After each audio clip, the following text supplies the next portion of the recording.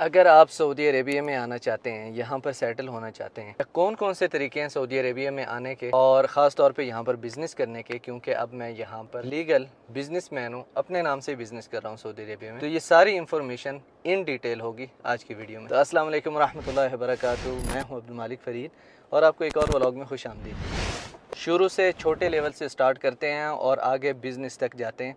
एक एक चीज़ मैं आपको बताने की कोशिश करूंगा यहाँ पर इंशाल्लाह। और शुरू करते हैं। पहला तरीका जिस तरीके से लोग आते हैं यहाँ पर सबसे ज़्यादा वो है विज़िटर वीज़ा। यहाँ पर विज़िट वीज़ा भी लेके आते हैं और जॉब वीज़ा भी लेकर आते हैं। अच्छा, यहाँ पर आज़ाद वीज़ा कोई चीज़ नहीं होती, जिसका नाम जो हमारे मुल्कों में मशहूर है आज़ाद वीज़ा, ये जो आज़ाद वीज़ा है ये इलीगल है सऊदी अरेबिया में। तो आज़ाद वीज़ा कोई चीज़ नहीं है यहाँ पर। विज़िट वीज़ा, उम्रा वीज़ा, वो तो आपको पता है, आपने आना है चले जाना है। लेकिन अब आते हैं सीधा जॉब पे। जॉब आपने हासिल करनी है यहाँ पर, किसी भी तरीके से हासिल कर सकते हैं, किसी के रेफरेंस से, कोई आपको जानता है, आपका भाई दोस्त यहाँ पर है, वो आपके लिए जॉब ढूंढे और फिर उसी जॉब से रिलेटेड वीज़ा आपके लिए ले, मतलब जिसके पास आपने जॉब करनी है वही आपके लिए वीज़ा निकालेगा। तो आपने अपने मुल्क से वीज़ा लगवा के आ जाना है, यहाँ पर जॉब करनी है। जितना अरसा आपकी जॉब चलेगी उतना अरसा आपका वीज़ा चलेगा। उसमें आपकी अंडरस्टैंडिंग होगी। मिसाल के तौर पे जैसे घर के ड्राइवर वगैरह हैं तो उनका वीज़ा सस्ता होता है, लेकिन वो ज़ाहिर है जिसके पास आप जॉब कर रहे हैं वही आपका वीज़ा बनवाता है सालाना। और इसके अलावा दूसरी जॉब्स जो हैं, जिनमें मिसाल के तौर पे कोई भी टेक्निकल जॉब हो सकती है, आप मैकेनिक हो सकते हैं, आप रेस्टोरेंट में शेफ़ हो सकते हैं, या कोई भी इस तरह की जॉब हो सकती है जो कि बाहर होती है, जो घरेलू ड्राइवर या चौकीदारी है, इस तरह की जॉब नहीं है। तो उस तरह की अगर आपने जॉब लेनी है तो वो भी ज़ाहिर है जो बंदा आपको जॉब देगा वो आपका वीज़ा बनवा के देगा, लेकिन उसका वीज़ा थोड़ा सा महंगा बनता है। जो लोग घर में जॉब करते हैं उनका 1 साल का इकामा 600 रियाल में होता है, और जो लोग रेस्टोरेंट में या मैकेनिक हैं या मिसाल के तौर पे कंस्ट्रक्शन फील्ड में है उनका वीज़ा होता है थोड़ा सा महंगा।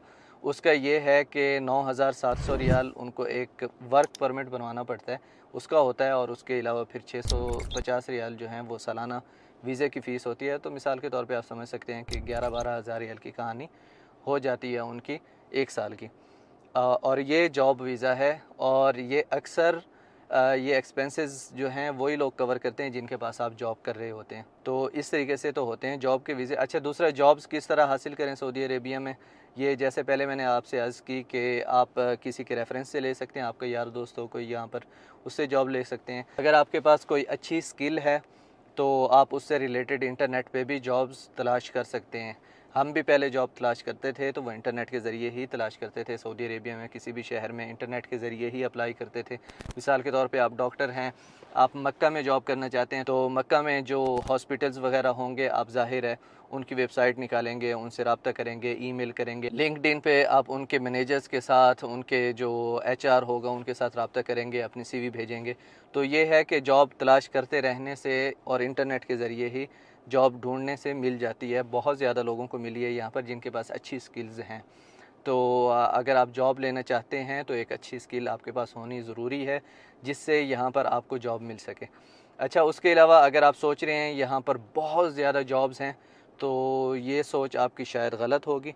हाँ, अगर आपके पास यूनिक स्किल है, आपके पास बहुत अच्छी स्किल है, तो आप यहाँ पर जॉब कर सकते हैं। और इस तरह जैसे अभी मैं मक्का में बैठा हूँ, देखिए यहाँ पर खूबसूरत सूरज डूब रहा है, खूबसूरत शाम हो रही है मक्का में, तो आप मक्का में भी जॉब ढूंढ सकते हैं, मदीना में भी ढूंढ सकते हैं। अब आते हैं तीसरे स्टेप पे। जो लोग अपना बिज़नेस यहाँ पर करना चाहते हैं या वैसे आके रहना चाहते हैं, उनके लिए 3 कैटेगरीज़ हैं। कैटेगरी नंबर 1 इकामा मुमय्यज़ा, स्पेशल इकामा उसको कहते हैं, या स्पेशल रेसिडेंसी कार्ड आप कह सकते हैं। उसका 1 लाख 1 साल का है, वो इकामा आपके पास होगा। उसके बाद आपको निकालना होगा रुखसत इस्तिस्मार, जिसको कहते हैं इन्वेस्टमेंट लाइसेंस। वो निकलेगा मिनिस्ट्री ऑफ कॉमर्स से, यानी कि वजारत तिजारा से। वो आपके पास इकामा मुमय्यज़ा जिसकी 1 लाख फ़ीस है 1 साल की, उसमें आपको और कुछ नहीं पे करना अपने इकामे का, वही 1 लाख ही है। और आप उसके साथ अपनी फैमिली वगैरह को लेके आ सकते हैं, यहाँ पर रह सकते हैं, और वही 1 लाख आपने 1 साल का भरना है।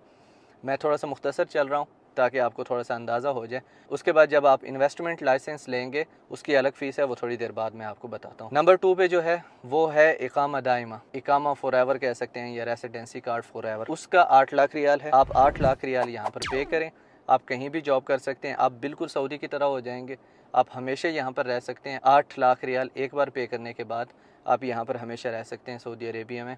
ज़मीन वगैरह ले सकते हैं मक्का मदीना के अलावा। मक्का मदीना में आप 99 इयर्स के लिए लीज़ पे ले सकते हैं ज़मीन वगैरह, तो ये सिलसिला होगा। मक्का के बाहर आप ख़रीद सकते हैं अपने नाम से ज़मीन।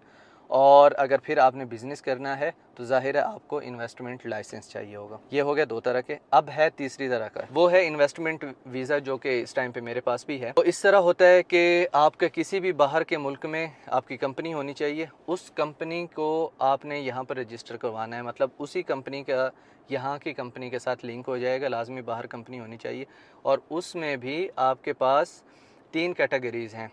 Category number 1 trading, category number 2 services, category number 3 industrial. ये 3 तरह के लाइसेंस यहाँ पर देते हैं और उसमें से मेरे पास जो है वो सर्विस बेस्ड लाइसेंस है। अब आपने अगर ट्रेडिंग लाइसेंस लेना है तो आपको बाहर कंपनी भी शो करवानी पड़ेगी सऊदी अरेबिया के बाहर। उसके अलावा 27 मिलियन आपके पास होने चाहिए ताकि आप यहाँ पर ट्रेडिंग स्टार्ट कर सकें सऊदी अरेबिया में। इसके अलावा आपके पास सर्विस बेस्ड लाइसेंस है। सर्विस बेस्ड लाइसेंस के लिए आपको कोई भी कैपिटल शो करवाने की ज़रूरत नहीं है। सिर्फ आपकी बाहर किसी भी मुल्क में एक कंपनी हो, कम अज़ कम 1 साल 2 साल 3 साल पुरानी कंपनी होनी चाहिए, लाजमी 1 साल से कम ना हो। यानी कि कल आप कंपनी खोलें कहीं और आज आके आप सऊदी अरेबिया के साथ लिंक करना चाहें तो वो नहीं होगा। तीसरी जो है इंडस्ट्रियल मैंने मेरे किसी दोस्त के पास नहीं है फ़िलहाल, लेकिन वो भी काफ़ी आसान है। दूसरे लोग यहाँ पर होते हैं तो उनका भी ज़ाहिर है बाहर एक कंपनी होनी चाहिए, फैक्ट्री वगैरह होनी चाहिए, तो उस तरीके से आप यहाँ पर आ सकते हैं। अब इसमें आगे थोड़ा सा डिटेल में चलते हैं। तरीक़ाकार सबका एक जैसा है। जैसे मैंने सर्विस बेस्ड कंपनी यहाँ पर बनाई है सऊदी अरेबिया में, तो उसके लिए ज़ाहिर है मैंने बाहर अपनी कंपनी शो करवाई है और हम लोग 3 पार्टनर्स हैं अपनी कंपनी में, मैं और मेरे भाई। और हम लोगों ने रेस्टोरेंट भी बनाया है मदीनातुल मुनव्वरा में। आप लोगों को पता होगा पिछले दिनों में मैंने अनाउंस किया था। उसकी प्रॉपर वीडियो मैंने इसलिए नहीं बनाई कि अपना रेस्टोरेंट है तो उस पर क्या रिव्यू दूँ, लेकिन वैसे मैंने बताया था कि मैंने रेस्टोरेंट खोला है मदीनातुल मुनव्वरा में और वहाँ पर मैंने मीटअप भी रखा था और आने वाले दिनों में भी इंशाल्लाह रखेंगे वहाँ पर मीटअप, जब बाहर से लोग आना शुरू कर देंगे। ठीक, अब हम लोगों ने क्या किया, बाहर वाली कंपनी को यहाँ से लिंक किया, यहाँ पर कंपनी हम लोगों ने खोली। मेरे पास पहले से वीज़ा था। अगर आपको नहीं पता, मेरी लाइफ स्टोरी वाली वीडियो आप देख लें, यहाँ पर ऊपर होगा कि मैं कैसे सऊदी अरेबिया में आया। क्योंकि मैं छोटा था तभी आया था सऊदी अरेबिया में, फ़ैमिली के साथ था। फिर मैंने अपना वीज़ा ट्रांसफ़र किया एज ए ड्राइवर मैंने काम किया। उसके बाद फिर मैंने मार्केटिंग स्पेशलिस्ट का काम किया, तो मेरा वीज़ा जो है मार्केटिंग स्पेशलिस्ट जॉब टाइटल के साथ ही चेंज हुआ। और अब जब मैं इन्वेस्टर बना हूँ तो अब मैं अपनी कंपनी का CEO हूँ।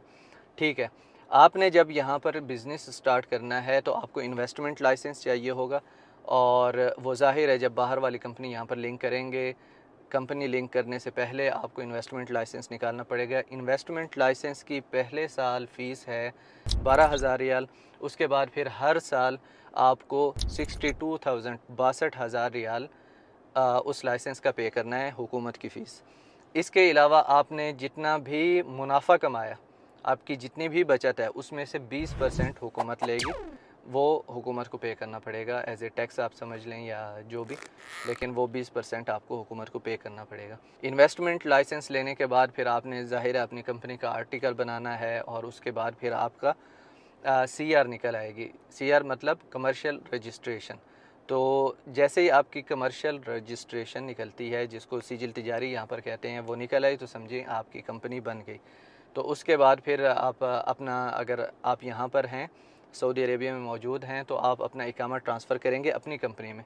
आप कंपनी के मालिक भी होंगे और कंपनी में एज ए एम्प्लॉई आप अपना इकामा ट्रांसफ़र करेंगे। फिर कंपनी के जितने भी मामलात होंगे आप चला रहे होंगे। जैसे हमारी कंपनी का मैं CEO हूँ, तो हर चीज़ पूरा कंट्रोल मेरी कंपनी का मेरे पास है। और आपने सऊदी भी रखने होंगे लाजमी, एक सऊदी शुरू में ही आपको रखना पड़ेगा, फिर आपका इकामा ट्रांसफ़र होगा आपकी कंपनी पे। आप रियल काम करने वाले हों तो ही मैं एडवाइस करूँगा कि आप यहाँ पर आएँ, काम करें, आप अपनी मार्केट देखें। जिस बिज़नेस में आप जाना चाहते हैं लाजमी है कि आप अपना उस बिज़नेस को स्टडी करें, यहाँ पर आपके पास एक्सपीरियंस हो उस बिज़नेस का। मिसाल के तौर पे जैसे हम रेस्टोरेंट का कर रहे हैं, तो हमारा एक्सपीरियंस था रेस्टोरेंट फील्ड में। हम लोग पाकिस्तान में ऑलरेडी 2 रेस्टोरेंट चला रहे थे। उसके बाद फिर यहाँ पर आके हम लोगों ने रेस्टोरेंट बनाया और मेरा भी आपको पता है कि व्लॉगिंग के साथ कितना अल्हम्दुलिल्लाह एक्सपीरियंस है रेस्टोरेंट फील्ड में और खानों वगैरह में कितनी पहचान है अल्हम्दुलिल्लाह। और इसके अलावा साथ साथ अच्छा, जो सर्विस बेस्ड लाइसेंस है उसमें आप सर्विस से रिलेटेड जितने भी काम हैं आप कर सकते हैं। मिसाल के तौर पे रेस्टोरेंट बना सकते हैं, आप कार वॉश खोल सकते हैं, आप लॉन्ड्री खोल सकते हैं, आप वर्कशॉप्स वगैरह खोल सकते हैं। मतलब जो भी काम है जिसमें आप सर्विस देते हैं